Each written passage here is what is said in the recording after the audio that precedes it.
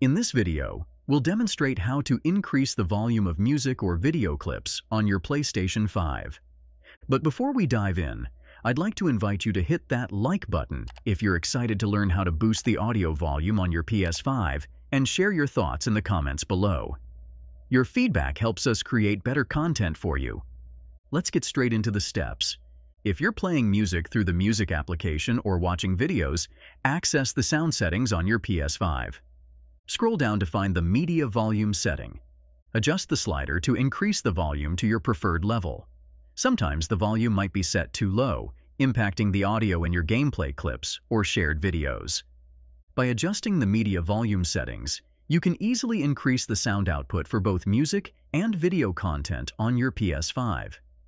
If you found this tutorial helpful, please take a moment to like, comment, and subscribe to Media Magnet Guide for more informative content. Thank you for watching. For additional tips and tutorials, visit mediamagnetguide.com.